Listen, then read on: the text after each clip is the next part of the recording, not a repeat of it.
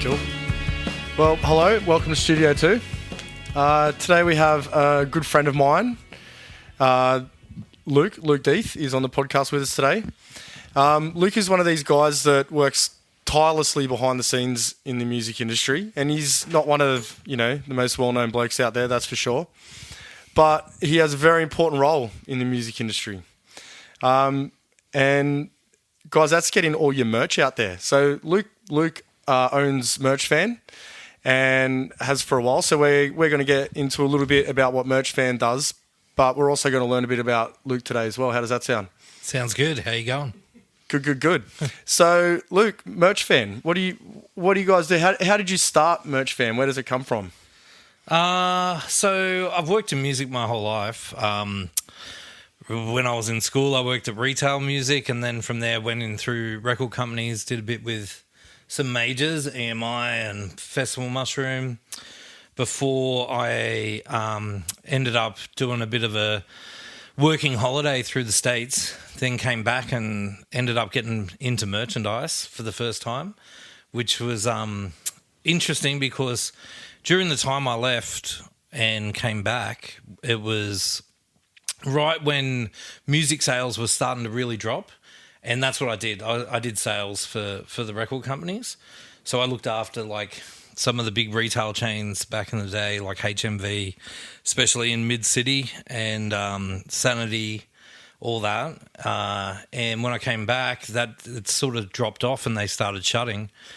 And I got picked up by another merch company that doesn't exist anymore called Mammoth, and worked there, and that's where I found my love of what sold next best for artists, T-shirts. Yeah. So once I sort of said, "Oh, this is where I'm going to go," I knew that I'd eventually start something myself, and yeah, that's where ended up leaving them, and then Merch Fan was born. Awesome. So you said you worked in sales for record companies. So how does that work? Like, I'm not really familiar with that process. So what was that? What was that like? It basically, like for the big box ones, like when I was at EMI, I would have a list of key accounts that I would look after.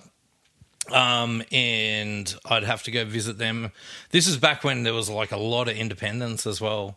So back when we used to have like road reps that go up and down the coast. So I looked after from Sydney City all the way up to Byron Bay pretty much.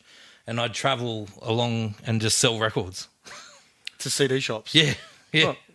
That's it. So that was a great time. I had a surfboard in the car and I'd just stop and surf wherever I was. Awesome. And so I suppose from that, you meet your contacts and all that kind of stuff. So when Merch Fan comes about, what kind of drove you to go out on your own and start supporting these artists with kind of getting their art out there, helping them get their art out? It's funny because I knew I was about to do it, and I actually got offered redundancy or a paid deduction because the owner of where I was working wanted to bring on another salesperson. So to offset that, they wanted me to take a pay cut, and or they said, "Oh, well, you can just not have a job anymore." And I just went, "Well, this kind of works out well." So I took those funds and then started up. Like it wasn't easy. I ended up having to move home with my parents back then, and I was like 30 years old, I think.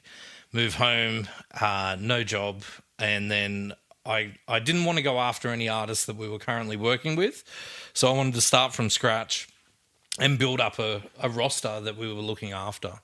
So moved home, had the small amount of money that I got in my redundancy payout, and lived on that while I started to just go out and pitch for different artists and try and start selling T-shirts. And so I know you've, known you for years and years and years now. So Luke and I actually went to the same high school. So I've known Luke for a long time. His brother, Mickey D, was a bass player in my band. So Luke and I go way back. So I know one of your favourite things to do is work festivals, correct? Yeah. That's pretty much when I still get out. Like, I'm 47 now. Merch Fan's been going for like nearly 15 years. I don't get out as much as I used to, but festivals I still like to be on ground, especially with our big ones that we look after. I'm on site, or my 2IC is on site for those. So currently, like, we work with Kicks Entertainment, so we're the merchandiser for Spilt Milk this year, as well as Strumming Bird, which is Jelly Roll and Shabuzi. Oh, yeah. Country Festival, which we were paying out Shabuzi the other week, weren't we? Probably. It's funny when you say it's a country festival and they're like essentially rappers. Yeah. It is funny, isn't it? Yeah. I love being out there. When with festivals, you still get like the full build. The 2 days like set up where we're on site. Artists are coming in, getting set up, doing their different sound checks and stuff. You got everyone from like Stage Kings there setting up the stage to the food vendors that are next to us as well. It's a good way to stay grounded in the industry as well, when normally a lot of our stuff is in the office and behind a desk. So, and what's the interacting with punters like during festivals? It's very interesting. So there's many stories that I have with different punters. They're always inebriated. So that's one thing. Off the top of my head, we were at Spilt Milk. This is probably about 3 or 4 years ago in Ballarat. And the way that the sun sets where the merch tent is at the main stage, it sets away and that, so it creates a shade in front of our merch tent. So a lot of punters, especially this year, it was unseasonably hot in Ballarat. Normally it's freezing and we sell a ton of hoodies, which is amazing. But this year it was really unseasonably hot and everyone's coming around. They see a bit of shade. These girls sit down with their chips and gravy that they've got from like Rolling Schnitzel next door, which is at every festival. And we always end up being next to them. Yeah. And she's had a few too many. And I go, lady, you can't few sit too many there. schnitzels, or Few too many. one too many schnitzels? Liquid schnitzels. Oh, that just sounds disgusting. A liquid schnitzel. And so we've got to shoo them away because it's busy and people are trying to buy merch and stuff like that. And we've only got a small period of time to be able to make money. So I'm like, oh, you can't sit there, lady. Sorry, you got to move on. And she like got up ungrudgingly. As she gets up, she tips her chips and gravy onto a top, which wasn't much of, and then fell down and then onto her shoes. And I looked at her and she looked at a shoe and there was a chip and a big bit of gravy on a shoe. And she leaned down and she picked up the chip and she put it in her mouth. That's way too many liquid schnitzels. That's not on. It's that's what keeps me coming back. Not just that, but like, you know, the stories that you get on site, and it really does though make you feel a part of the scene. And you know, like we all did it, like when we were young. Oh yeah, I've eaten chip shoes before, for sure. I've probably eaten worse, to be honest with you, especially at a festival. And I mean, I suppose everyone's always trying to get something for nothing, aren't they? Man, the amount of thieves that everyone turns into a thief at a festival as well. We've had to learn how to keep the tent secure. So it started off first where, you know, like we would just have the side vinyl sheets like on there. And then we'd go, oh, people can still get in because they put their hands underneath. So then we'd put CCB, which is crowd control barrier, and that around the fence. So if we're not like fixed to like only front and they can get to the sides, we have to put crowd control barrier on either side of the fence to stop that. But then they can still get their hands underneath to try and get it, or still their hands over the top. And when they're like, say the tent's not big enough and we need more space for artists, or some artists bring more merch than what we told them to bring, we've got to go around the sides, and then hands come up over and push into the gap and reach down and nick them off the side and then run. So we then have to like be able to put netting across so that everything is completely blocked. But then even still, you still get some guys that will climb under the tables at the front of the tent and blatantly just run in and run out. And then we tell our staff, don't chase, but I think they like it. So, Oh, yeah.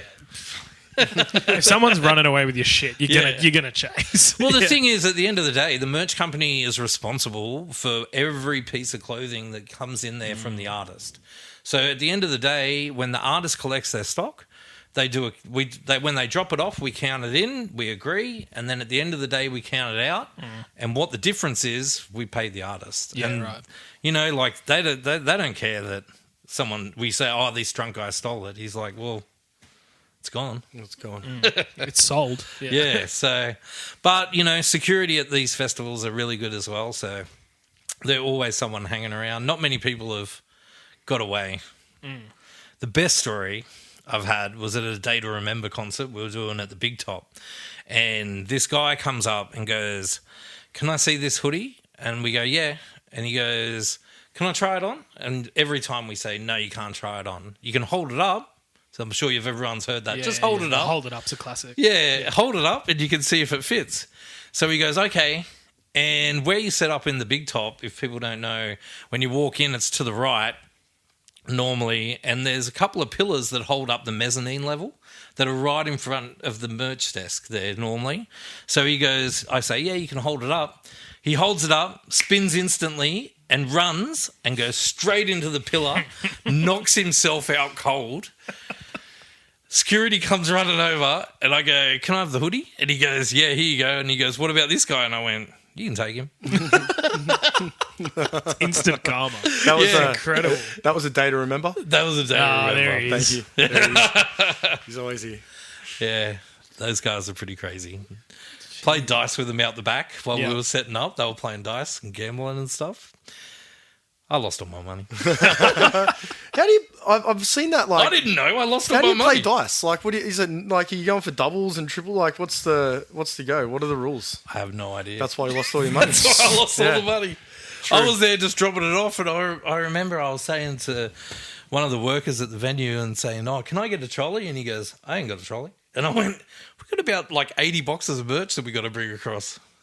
Anyway, Jesus Christ.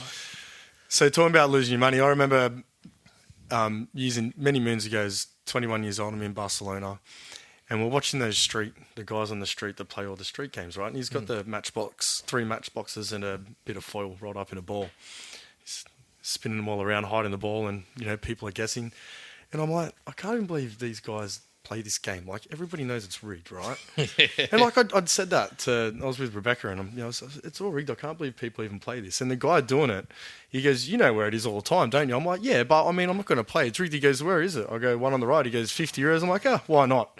And he opened it up and the ball wasn't there and I lost 50 euros. I'm like, I can't believe I just did that. He fully roped you in with like, yeah, you know where it is. Yeah, you know where it is. I'm like, I know where it is. It's right there. But yeah, so it happens to the best of us, Luca. Don't worry about it. it's pretty funny. So, festivals is your jam. That's what, drives you to keep moving on Merch Fan. And like, where's merch going? Like, where's merch heading? I know you say T-shirts, but merch is more than T-shirts these days, isn't it? Yeah. It's funny. When I was at the record companies before merch, like this was like in the mid to late 90s, and merch wasn't cool then.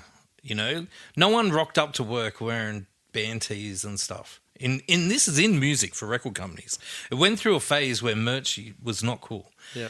Now, merch is so cool. Like, everybody wants to buy merch. It's gotten, since COVID as well, everything has gone through the roof. Like, everything, like, inflation is a thing, and we only have a small period of time to be able to sell these things. And so our price is quite high. And some of our stuff we're selling T-shirts for now is $75 a tee. Wow. And it's very expensive. Like, but people keep buying it. And I think that shows you that people want to support The band as well. Yeah, like... I think now with, streaming music as well, you're not giving your favourite bands a lot of money by just plain on Spotify when you want to listen to it. So I suppose, owning that T-shirt or hat or stubby holder or whatever it may be just gives that little piece of being a part of the band again. That's it. I don't know what exactly changed in those years, but nowadays, we're seeing some really big sales with merch. We talk in per head, so like everyone that comes into the venue, like we work out what the average per head spend is for merch. Yeah. And in the past, it'd be just metal that would be the big per head spenders, but now pop music is just up there with the rest of it. Yeah. My on the greater, most ridiculous scale of it, fucking Taylor Swift. Oh, yeah. My partner stood in line for, I think she was 4 or 5 hours before, It's crazy, days before the show. It's not even on. No, it was out the front of the fucking stadium, and she's standing there to get 2 fucking hoodies for like $170 or something. Yep. Like, it was fucking nuts. It's crazy. Like Harry Styles did that as well. Yeah. I know that they had tents out the stadium. She does like tens of millions of dollars worth of merch on a tour, doesn't she? Couldn't even imagine. Man, even just like the online stuff, we don't do Taylor Swift. I definitely have a closer house to the beach. but I have to live where I live. But I heard that with online, when it came to her last release, she still had semi-trailers of goods rock up to the online distributor to be able to fulfill online orders. It's nuts. Compared to like on tour where they've got, they might have 20 B doubles that like are holding just merch that are traveling around the country with it. Fucking nuts. It is crazy, That's when you're selling merch, is when you've got a fleet of trucks. Oh, yeah. Just to carry merch. Just to carry it. Yeah. Have you got a favourite, bit of merch that you've either, got or you've, been involved with? Like, I'm always a sucker when bands do... football shirt collabs, that shit. I'm like, fuck yeah. Yeah, it changes and that. So at the moment, we've done a lot of Velcro wallets, like from the 90s, which are and they've done really well. Yeah. And that, so they're like custom, and you can like do the, put your chain on it and hang it off your big jeans. Yeah, for sure. It's funny. Like just the other day, we were talking about chain wallets. When I was at Sanity Records when I was like 16, 17, must have been 18, because I went to Puff Daddy's Forever launch at Star City, and we got a free ticket, like a guest list, and I'm only young as, and they go, you want to go to this? And this is obviously before Puff Daddy stuff, so, and I was like, yeah, and I remember I wore a chain wallet in the 90s to that show. What, a chain wallet? I do not fit in. Yeah, we were very much our school. Times were different. The 90s were different, but really we all wore army pants and band shirts and funnelette shirts, and then there was a few kids that listened to the Spice Girls, and I think that was about it. Like it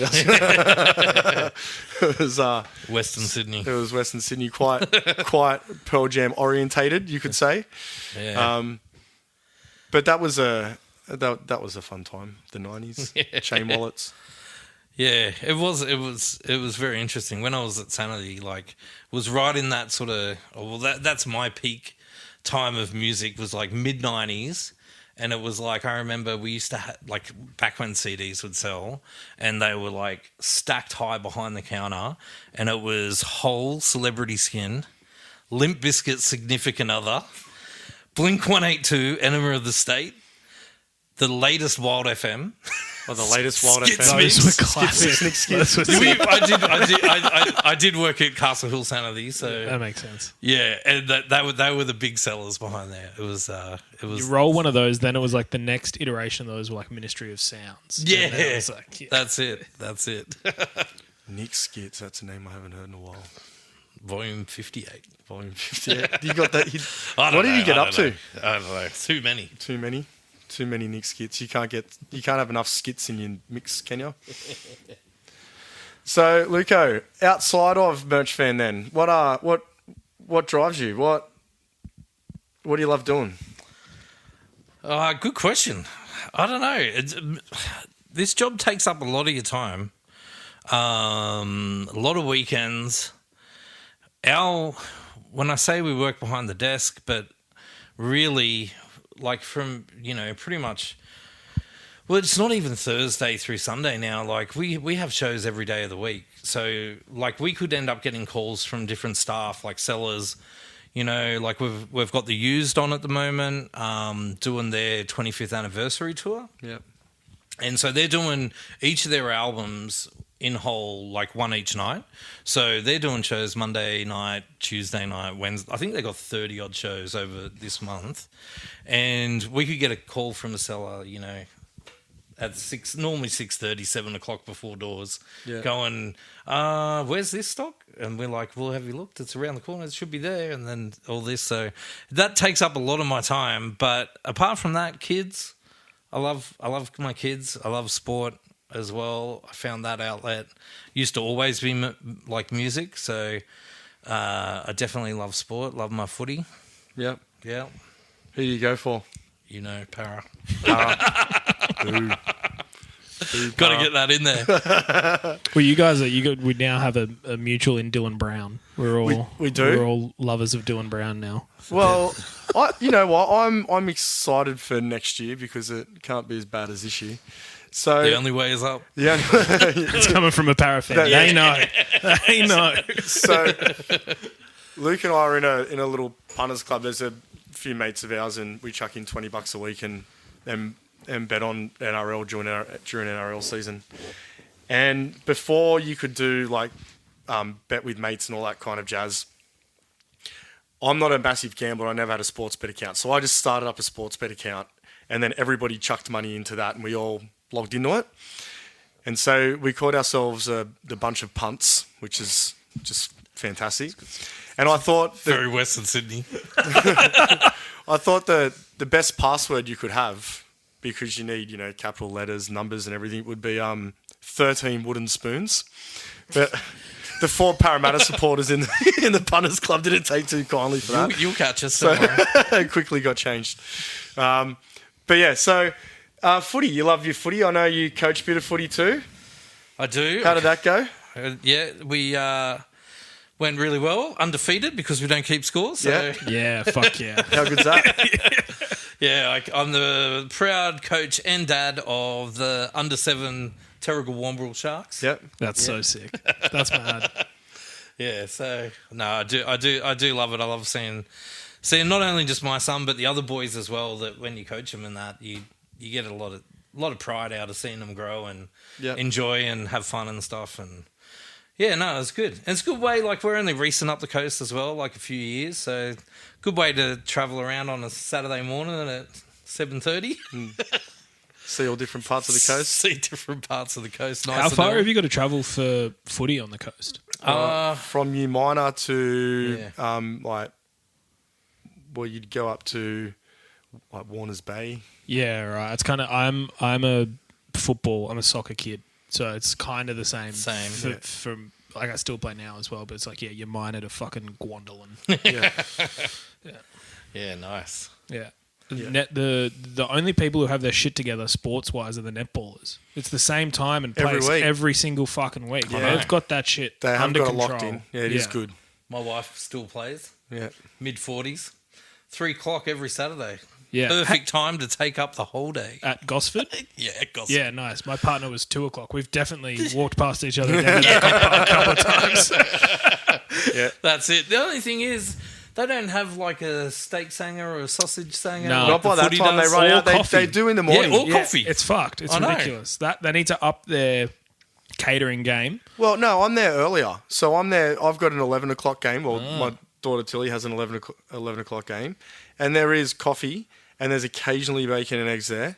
Wow. And a cake stall next to it. It's like Macca's. It cuts off. But I at the think surf. as soon as Cuts they, off, they run out or they just shut it They down. go, no more after midday. Yeah. The adults that want it. Yeah. Thankfully, that the need it. bottle-o's just around the corner, though. So Yeah, that that's it. sorts me out. And for the- Kafitch coffee. Oh, yeah, nice. The shipping container joint. Yeah.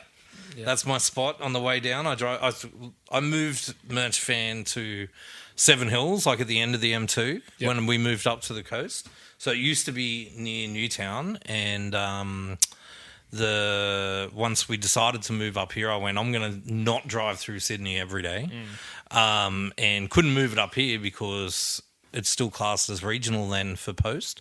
So a big part of our business is online as well. Yeah. So we're shipping, like 10 to 15,000 satchels, or not really satchels, vinyl shippers every month. So I had to move it as close as I could without losing all the staff, because I would have taken it to Mount Ku-ring-gai, but probably would have lost them. Yeah. So that's online merch. That's a big part of your business too, is it? Yeah. Like, before COVID hit, that day was like crazy as well. And this would have been the same for all the merch companies, but Download Festival was just about to happen. Yeah. So we had already printed, I think, about 6 pallets worth of stock for that. And it just sat there. And we had the DJ guy, Fisher. He was doing the beach party. He was doing shirts, wasn't he? Yeah. Well, we had all his stuff as well, but they'd said to me, like, just wait, don't print. And we didn't print for him, luckily enough. And he was doing these beach parties for like 25,000 people in St Kilda, Sydney, Goldie. Yeah, doing the Fatboy Slim. Yeah, that type of thing. Yeah. So we were lucky there, but with Download, the bands that we had on Download, and I can't remember who they were, but we'd printed everything and it just sat there. And that day, online wasn't as big as what we had before, and then as soon as that happened, everyone just started spending money. Like, it's pretty weird when everyone doesn't know if they're going to have a job or not. Everyone decided to buy records. And two artists happened that we would not normally have worked with, happened right at the beginning of that. One was M. Rusciano. She did a hoodie, and she's got a massive fan base, and we ended up selling like about 2,200 hoodies to all of her fan base, and 1-4 blew up. Yep. And we did their drop as well, and that really kicked us on. And then our big clients like Warner Music and stuff, they started to really truck through some sales, and that changed. So we used to be like 70% tour, 30% online, and it flipped. Like nearly straight away. Oh wow! It went 100% online, but then when everything came back, it took a long while, and now we're still, I'd say 50-50, maybe even a little bit more online. Like with Warner, next week we've got Ed Sheeran's new album and 21 Pilots' new album, Breach. Huge. And that, so yeah, just in those two titles, like, is going to be pretty significant. So, yeah. Cool. So, I mean, we've spoken to a few people, and a common theme that's come up is, since COVID, a lot of people aren't going out. I mean, as a merch company and a guy looking at the numbers, are you seeing maybe a steady incline in people starting to go back out again, or what's happening? I think 100%, and I think the festival scene now for this summer, to see them all sell out. Like, I think Beyond the Valley just said they sold out as well. So to see that happen again, I think that everyone's back on board with going to festivals and stuff. Like, I know Spilt sold out really, really quickly. Which is great because it wasn't on last year, and then to see all the others, I think that it should bounce back, and I think maybe that festival scene is going to start to come back into this younger culture, which is very different to our culture. Yeah, I think it took I don't think it definitely has taken a few years, fucking mega hit. Yeah. And then I think it takes. I think Splendor in the Grass was maybe like. Definitely like the biggest one to fold, and then people go like, "Holy, if fuck, that's going there's down, actually a massive issue." Yeah, there's something going on. Yeah, and even Listen Out's not on this year, which is a different genre as well. But we used to do merch for that as well, and to see that not happen is, Groove and the Move. That was a big one for I mean, when I was a teenager as well, and it was like one of the only all ages festivals, Groovin. So I think that was a big one for like getting younger music fans into festivals as well, because the only other one was like Good Life, but that was a completely different fucking thing, really, where Groovin was like all the bands that you and all like genres, and you love, all bands, that's it. So I think this might be the first year again to start spurring on that, especially the summer scene, and I think from the summer scene we'll generate throughout the year and then bring back something that's going to happen in the middle of winter, because that's when Splendor didn't happen. The fallout effect of no bands being here in winter, it was massive. You know, like we used to always be quiet. There'd be our downtime, but you know that in July, in the middle of July, you've got 20 internationals that are coming over here that need merch and doing sideshows and all the rest of it, and we'd pick up a handful of those. You know, so it's definitely like been a quieter winter than what we usually would get. Yeah, I went to last year on the weekend that Splendor would have been on, the Music Industry Masters golf tournament thing was still on, and I went up for that, and it was so weird. All of these like music industry people still being up in Byron, and we're all at like the Byron Bay Hotel, and you know, but it was a fucking ghost town. Like, it was so there's no festival. No one was fucking there. It's the middle of winter in, you know, a beach town. And it was, and you're all freezing. Yeah, we're all freezing, and we're like, oh, no one, no. Yeah, it was a bit morbid. It was very strange. No, look, I think if it's not them, it's going to be someone else that brings something back, because it needs something in the middle for sure. You know, and you know, Splendor holds a lot of dear memories for a lot of people, including me. So I want to keep talking about festivals now. I have a not festival related question, but a different question. When you were made redundant and you moved back home, started getting the business off the ground, that period of pitching to those initial clients, I imagine, was super draining and tough. Was there a moment in that period where you were like, all right, it's going to fucking work? I actually didn't pitch to any of my clients. I reckon for about 2 years. I went like everyone coming from overseas, like I had a relationship with. I just went, I'm not going to do that. I did that for the people that hired me beforehand. So I left that, and then I started just hitting up all new people, and I built up the roster from scratch. And I still remember, like, the first job was like a stubby cooler for this like death metal band or some type of metal band called Our Last Enemy, and I just saw them post on Facebook the other day. I haven't done stuff for them for 10 years, but maybe longer. But they were the first one that I ever got, and that was I think I made like $150 like on stubby coolers, and that was it. And then I started hitting up everybody that I could and started working from scratch. And I've worked with a lot of different people over the years that we don't work with anymore. Some exist, some don't exist. People that I thought that I would never work with just because of, you know, different tastes and different things and stuff like that. Like who? Q-Dance. Who's Q-Dance? Defcon. Okay. Dope. That's sick. Did you just make really little singlets for everyone? And like leggings. Yeah. And TNs. No. That's probably a pretty good idea, TNs. Ran some that's TNs for someone. That's a great idea. Yeah.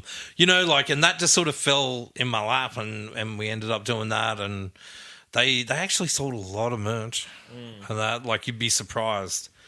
And has anyone ever like tried to sell some kind of merch and you're just like, nah? It's funny, you know, like, it's really, really hard for a tour to like not make money. Yeah. It's only happened when people are not honest with their ticket sales or with what they sell per head. So usually, like, when we're talking to a band or another merch company, we'll ask for those figures straight away, and from that, it's pretty standard across the board. So, like, I'll know what a band's going to sell here soon as I see their sales in the US or in the UK, Europe. Yeah. And that, so here in Australia, it's a bit different, especially if they're starting out.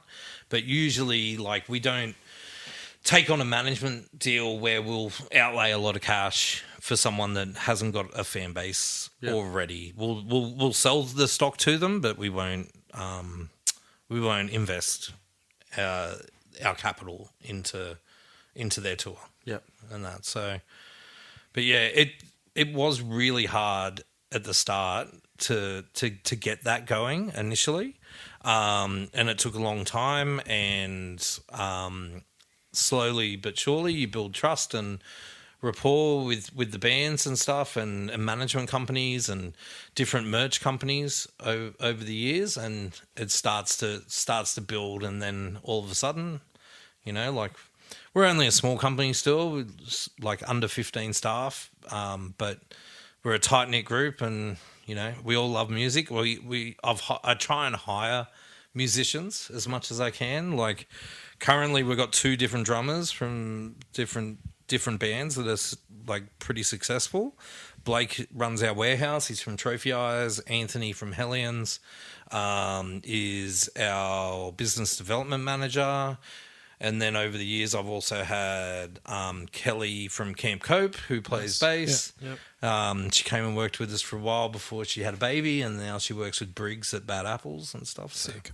Yeah, so helping out, like, it's hard for band members as well, you know, like, to try and find jobs while they go on a tour. Like, these, like, Blake will go to Europe for 2.5 months. It's very hard to hold down a job. 100%. You know, but when he's here, he works his butt off, and he loves it and stuff. So, you know, I always try and make it work, and, you know, make a good environment, and keeps everyone happy. So, and who's maybe, I know, who's your favourite artist that you've... actually, no, I've got a question for you. So I remember you telling me a story a while ago about a certain artist that wanted to make this could be dangerous. Kids clothing, was it? What? I don't know. You can't talk about that? I don't know. You don't have to. You can just say no. We can always redact it. Maybe. Was it Pete Murray? I think it was. That's fucking nuts. I don't even... He had a song come out, and this is years and years ago, actually, and I don't know if it was with us or if it was when I was still working for someone else. So that means it's like at least close to 15 years ago. Yeah. But he had a song, and in the film clip they had like the Batman kapow, and he wanted to do kids shirts that had him kicking with a big kapow. That's cool. Shit. He's not a client now, so I do remember that. I remember you telling me that. I laughed for days after that. Yeah. I have a DEF CON merch idea as well to complement the TNs. DEF CON, like, Webster packs. Keep you going. Yeah. It's funny. I don't know if I should say this either, but a friend of ours, a guy that used to work with us, his dad used to have the license for Penrith, and whenever something happened out there, he was the first one called. Fucking hell. Tough gig. Yeah.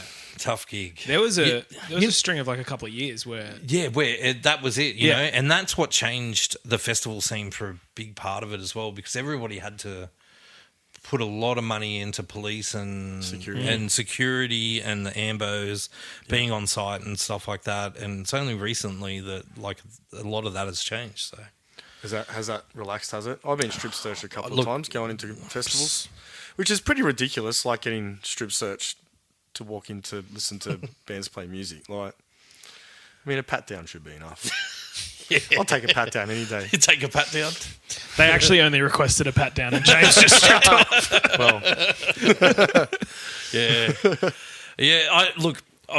I don't know the legalities and what the policies were and that, but I do know that it did change for a long period of time, and it was very expensive for festivals to put on different music festivals because of, like, not solely because of DEF CON, but like because there were different issues that came up. And I did see last year that I think it changed a lot of those policies, but I don't really know. So another thing I've just been thinking about, like, as a band, like, I mean, you're not even really a band unless you have merch, right? So it's easy to print a T-shirt now. It's easy to print a T-shirt. Now, what's the process? Like, do I need to come to you with everything that I want? Or do I ring you up and say, I want merch, and then you say, well, what merch? Like how does okay, so I'm Jimmy, I've just started up a band, and do I just call up Merch Fan and say, I want merch? The easiest way to do merch is to start with your logo, because it doesn't matter who you are, whether you're the biggest band in the world or someone starting out, your fans really just want to buy you. They're not buying it because it looks cool or it's got a mad eagle on it or something like that. They're buying it because they want to represent you, and they wear it to be a part of a club. Yep. And that's, to say when they go out, like, this is who I like, you know? So they're doing that. So a lot of bands, they forget that as well, that people are just looking to buy into your brand and to show people what you are and the culture that they love. And that. So a lot of bands will go, I want to do this, and make it all fancy. And some of them don't even put their logos on it anymore. And I just think that's crazy, because the people aren't buying you as a fashion brand. They're buying you because they love you and they want to let everyone know that they love you. So when we do stuff, we always go, tour tees, like, will always go in and out of fashion, whether tour dates on the back is popular or whether it's not. At the moment, it's selling well. But, a year or two ago, it was drifting away and we stopped focusing on it as much. But your logo will always needs to be front and center. Front and center, yeah. Is it uncool to wear a band shirt at the gig? No. No, fuck no. At the gig's like the most appropriate place, I reckon. I've heard people whinge about that, and I never really got it. I'm like, is it too cool for school to wear you're at the gig, supporting 100%. The band. I've seen people just whip the shirt off and just chuck the new one on as soon as they get there. I'm one of those people. I'm one of those, and then you tie your old shirt around you, or you tuck it into your jeans at the back. 100%. I've also just worn a shit shirt that I've just. People will go, have you got scissors? And I'm like, I don't feel comfortable giving you a pair of scissors in your state. And they go, trust me. And then they just cut the sleeves off. Yeah. And you just go, okay. I also have done the merch, deliberately. I remember Groove in the Moo was a prime example. I knew I wanted to buy the jumper, so I didn't take a jacket with me. Yeah. Mum was like, take a jacket with you. I was like, I'm buying one, Mum. It's all good. It's all good. It gets fucking cold in Maitland. Buy the jumper. Yeah. That's girls. I've done some festivals that is very, very cold, and they do not wear jumpers.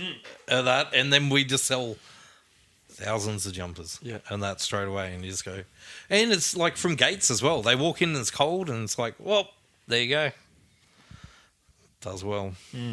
Have you got a favourite band shirt that you own, James? Have I got a favourite? Well, I have a favourite band shirt that I used to own. Yeah, go on. So I bought a Metallica Master of Puppets t-shirt when I went to America when I was 14, and I bought it in Seattle from a music shop in Seattle, and I fucking wore that thing to death. I bought it when I bought it was black. By the time it died, it was grey. It had fucking holes all through it, and I was still wearing it places. I'd put it, and people are like, mate, what's that? I'm like, this is my favourite shirt of all time. What do you mean? What's it look like the shirt your dad mowed the lawn in back in the day. Yeah. But I just love that thing so much. At the moment, my favourite band shirt, actually it's one of my mates from high school, it's his old band, they're not even together anymore. And I found it in my cupboard. And I've lost a little bit of weight recently, so it fits me again. And I was like, nice. Fuck amazing. Yeah, I'm wearing this. And at Homicide, nobody even knows me. But it's just, it's awesome. It's a conversation starter. Yeah, conversation starter. Yeah. What about you, Luca? You got a favourite piece of merch? My wife hates it because I go to work, jump in the car, put the heater on in winter, don't wear a hoodie down there, get into the warehouse and it's freezing, and I just go, oh, got to get one of those. Yeah. And then I'll end up taking it home and it goes into the wash and then I end up having 20 different hoodies for that. So at the moment, that hoodie is House of Protection that was here supporting, I can't remember now, but they were here about 6 to 8 months ago. Are they a heavy band? They sound Yeah, like a heavy band. Yeah. And one of them was like ex-member of Bring Me. Oh, right, cool. Yeah, so I'm trying to think of Bring the me the horizon for people that don't know that. but yeah, they were here. I remember that they played Festival Hall in Melbourne and Sick. Horden. So Yeah. But that was one of those things where I got to work and just went, I need a jumper. It's freezing. What about you, Plus, Owen? they're pretty cool. I reckon my favorite is not even mine. It was my dad's that I stole when I was like 16, and he has not gotten it back 10 That's years cool. later. It's just a black hoodie. It has Mr. Bungle in the middle. yeah. It says nice. California. It's got the little red like palm tree moon thing. It's Yeah. definitely that. Yeah, my girlfriend tries to wear it around the house, and Yeah, it's like- like it's fucking old, so it's like really thin. Like, don't wear it around the house. It's like it's a going out hoodie. It's not around the house. You know, like It's a dress-up hoodie. I went over to my parents' place a couple of weeks ago, and my dad walked out in one of the first hoodies I ever made for a reputable Aussie band, which was Birds of Tokyo. Sick. No joke, this hoodie must have been 12 years old, and it's still holding up. And I go, "You've still got that?" And he goes, "Yeah, I wear it every Sunday." It's Sunday best. And I'm like, "What?" It's like a circle with like, I don't know, 3 or 4 different colours in it, and Birds of Tokyo, and it's embroidered a Zip Gildan 18500 Fuck hoodie. yeah. It's held up. Held up. Didn't look great, but it's held up over 12 years, so not bad. How we going, Owen? Yeah, we're going good. We're going good. Chilling, yeah. Yeah. I mean, you got any other questions, Jimmy? No, I think you got anything else you want to talk about? What do you got coming up? Is there anything? What's in the future for Merch Fan? Like I mentioned, we got the festivals October for Strumming Bird, Yeah. and then Spilt Milk in December. What else have we got? Helping out on Rufus's run, and got some older stuff as well, which is pretty cool. We're doing the Animals. Sick. What else have we got that I'm trying to remember?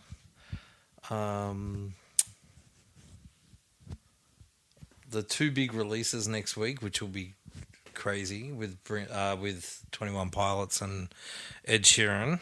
Like that'll be a lot. But yeah, they all kind of just fall into one. So Yep. and then Black Friday and Christmas, and then before you know it, it's like summer festival season all over again. So Cool. yeah. And what's going to be hot in the summer festival season? What's going to sell the most? We got a socks. What aren't people selling? We need to sell them something. Socks. Socks are really popular for a little bit. Yeah.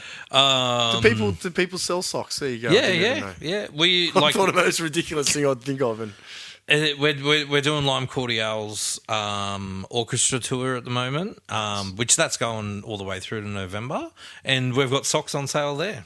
So you can see like the Melbourne Symphony Orchestra at Hamer Hall, I think it is Hamer Hall, and you can buy a pair of socks and a program and a program. and a T-shirt.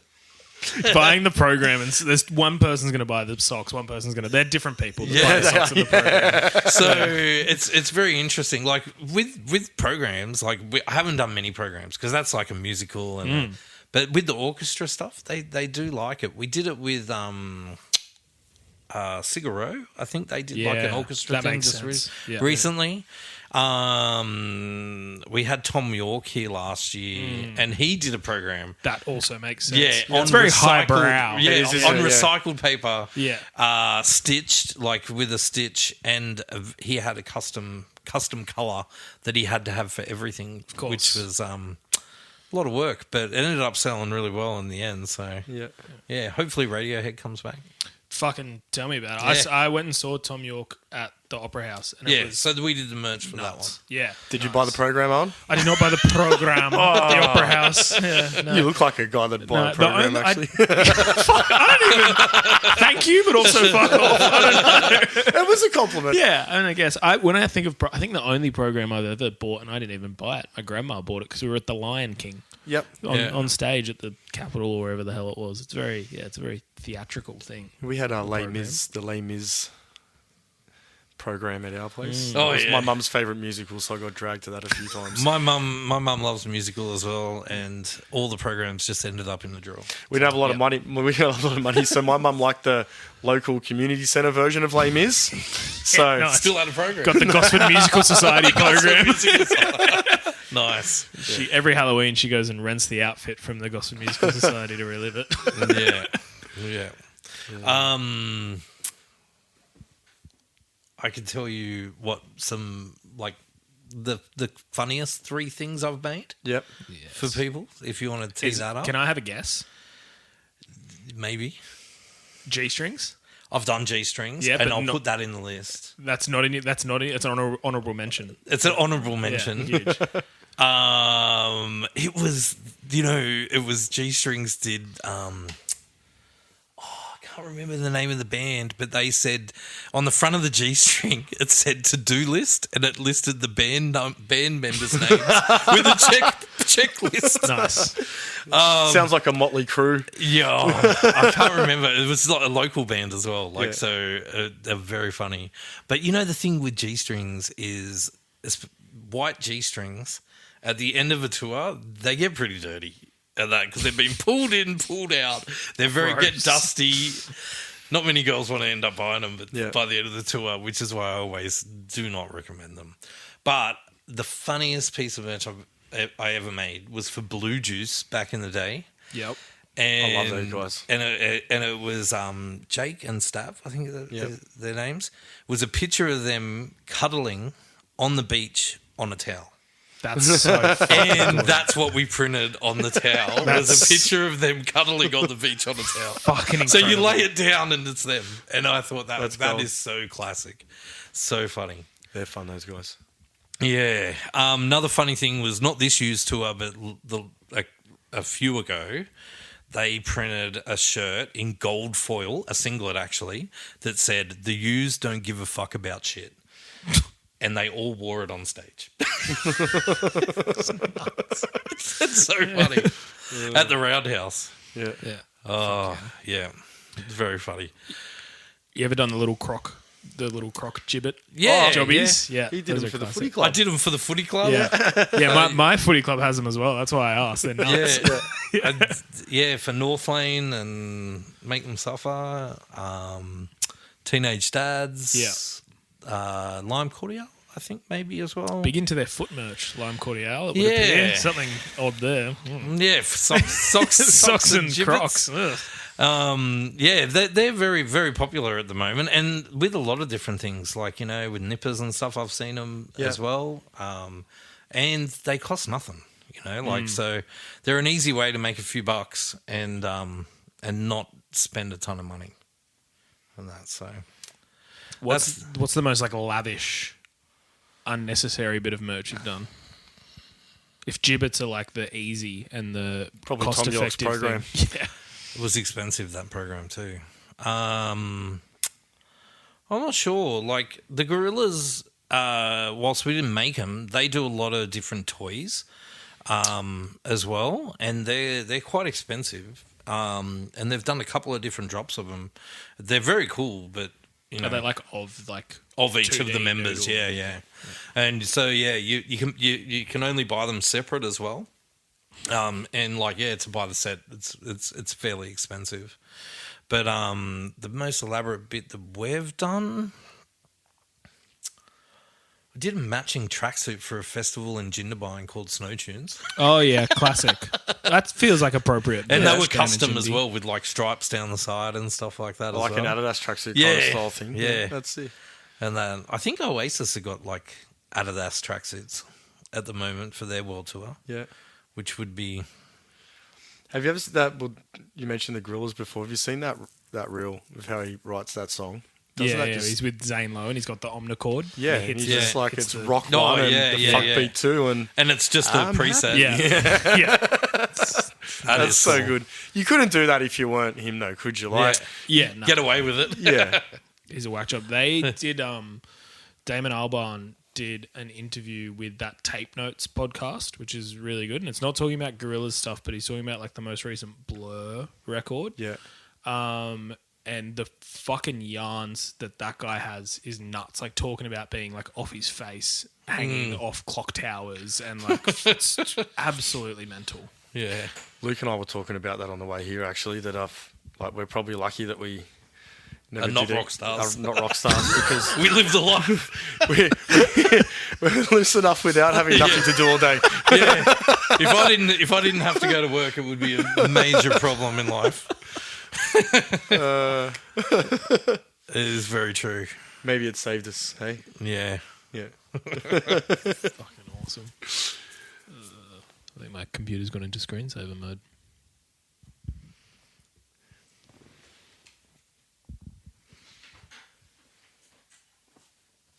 Still recording. So cool. Sorry, I thought we'd No, that's all good. So, all right. Well, look, Luke, thanks for coming in and having a chat with us today. It's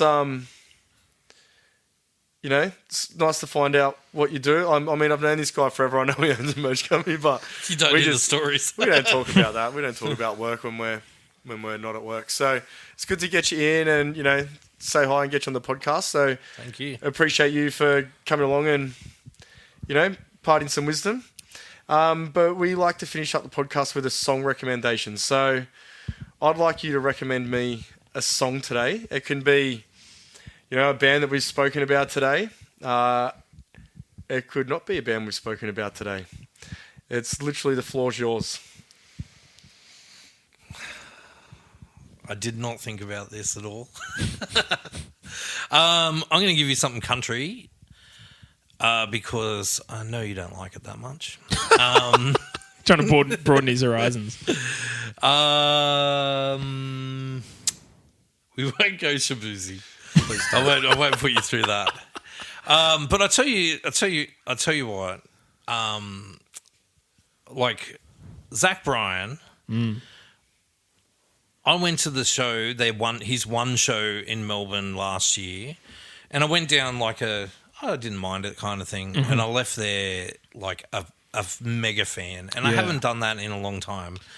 And I don't know if he's cool or not, but It was like a monster show, right? Like it was humongous. one show, and we were talking to people. Everyone came from all over the country because he hadn't done it. So when he does come back here, I really think that he's going to be selling out at least arenas, multiple. Yeah, wow. Because it sold out like that, and was very cool, and everyone there sang every word back, and I was like, this is crazy. Like, and I haven't been to many country concerts or anything, but let's say Zach Bryan heading south. Nice. Well, I'm going to give you a country song to listen to. Okay. And this is a shameless podcast plug, but we've had Tori on the podcast, and before Tori came on the podcast, I actually listened to a lot of her music, and she changed my whole Spotify algorithm. And so today, still in my daily mix too, Tori. Congratulations. Not number one though, number two. Made Your Bed by Tori Forsyth. I want you to go listen to that. A beautiful country song that popped up on my playlist today while I was at work. Nice. Are you a big country music guy? Only recently, and I think that's something I love. I love all music. Back from when I worked for the record companies, and you had to sell every genre, you end up becoming a fan of everything from pop. I went there when I was young and through high school. It was pretty much punk and metal. That's all I listened to. And then as soon as I started working for a record company, I went, I like everything now. I listen to Katy Perry and see the song, see the goodness in it because I got to sell it. So. But yeah, so in the last couple of years, country music has really jumped to the front for me because easier to listen to For sure. in the morning than metal. So people who listen to metal in the morning have always perplexed me. Like that Yeah. is, and it's the same with like people who listen to EDM in the morning as well. Like if you get up and listen to fucking dubstep, you're a lunatic. yeah, Dude, the other day at work, I was changing the battery on my radio, and this bloke's walked around the corner, and he had his radio playing, and he took over the music. And after 17 minutes of hearing the same beat, I was just like, like I need some kind of, like I need pills to listen to that shit. Do you know what I mean? Like, it's not work music, mate. Come on. I had a guy that worked for me that used to come in with one of those big, like 1 litre mother cans every day, listening to EDM. Who looks after the radio in the warehouse? It's split. There's like 2 different packing areas, and like upstairs we've got a girl. Her name is Casey, and she's a massive pop music fan. So there's always Harry Styles or 1979, that type of vibe going on up there. And then downstairs it's Blake from Trophy Eyes, and it's metal. Yeah, cool. Does he play his own music in the warehouse? He has a big, wide range of music as well. His dad used to love like the 90s dance scene. So like there's some like, you know, Wild FM kind of songs that come out from out of there. And I'm Bit like... of Underworld. Underworld, like Born Slippery and stuff. Yeah. So, yeah, no. And then in our offices... It's just me, and they got to listen to my country at the moment, so they get over it. Sweet, nice. Nice. Thanks for having me. Well, thanks, Luke. Cheers. Thanks, Owen. Pleasure. Thanks, Owen. Thanks, Taylor.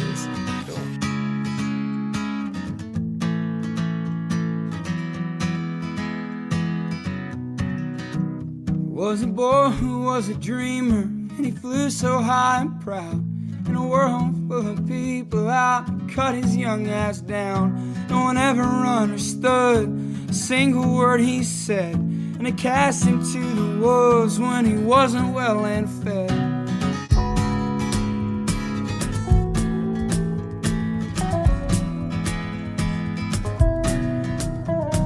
Boys, we've got a riser in our midst.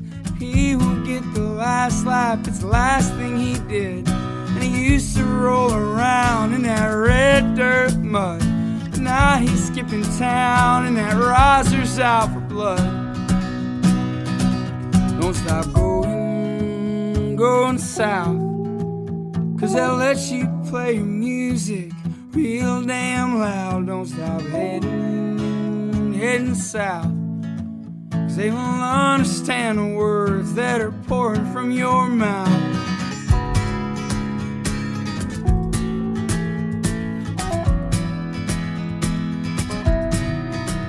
Then that boy, he called his daddy to tell him what he did, as the masses screamed the lyrics of the messed up kid. And then he told that old man he was never coming back, to be cut down again in a town like that.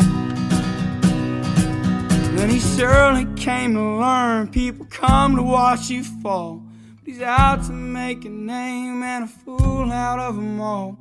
They'll never understand that boy and his kind. All they comprehend is a fucking dollar sign.